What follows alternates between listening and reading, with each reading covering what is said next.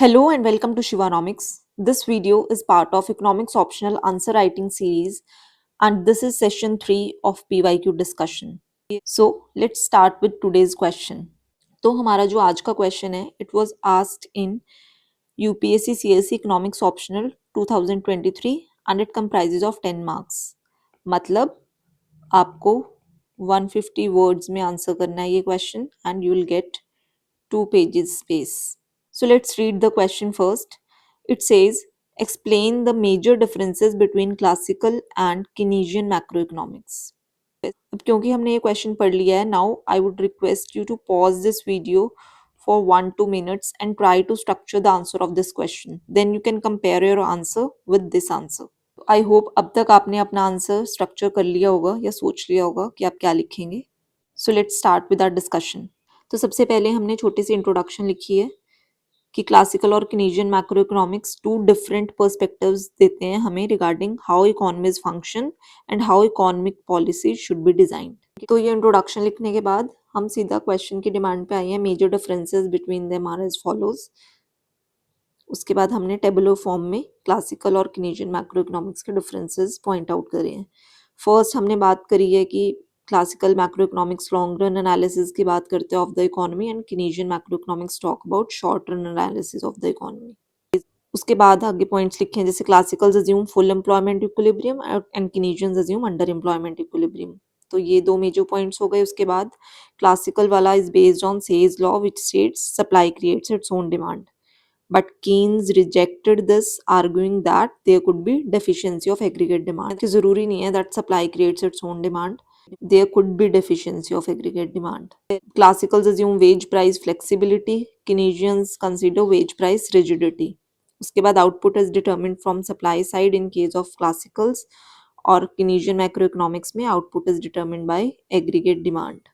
तो ये basically हम इसको supply side economics बोल देते हैं, इसको demand side. तो next point is classicals emphasize limited government intervention. Laissez faire की बात करते हैं क्लासिकल्स और Keynesians emphasize active government intervention. अब classical dichotomy neutrality of money, ये 2 बेसिक कंसेप्ट्स हैं क्लासिकल आइडियाज के.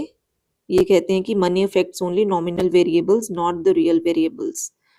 और केनेजियन मॉडल में we see that changes in money can affect real variables as well like output and employment in the short run.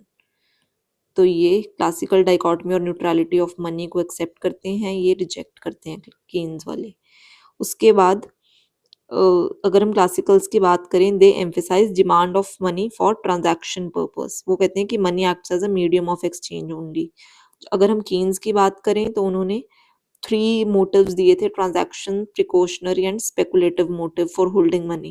तो वो कहते हैं कि money acts as medium of exchange as well as store of value. तो हमने broadly 8 points discuss कर लिए हैं डिफरेंस के. उसके बाद हम अपना छोटा सा कंक्लूजन लिखेंगे. कंक्लूजन में मैंने सम अप करने की कोशिश करी है इसको. दैट केनेजियन रेवोल्यूशन दस marked a paradigm shift from supply determined self-correcting long-run framework to a demand-driven short-run framework that legitimized state intervention in the economy. A divide that continues to shape macroeconomic policy debates even today.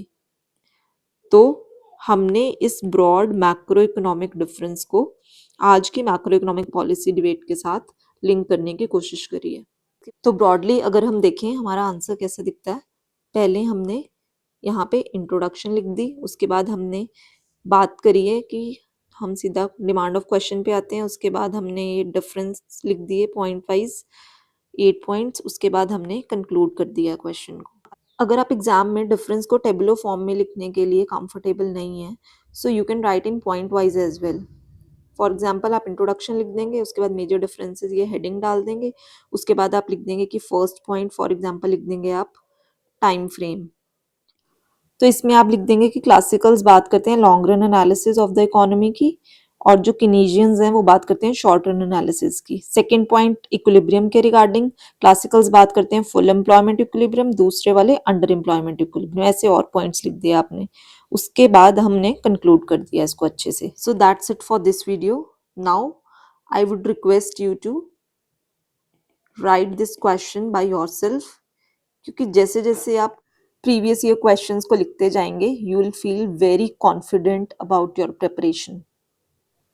So, thank you for watching.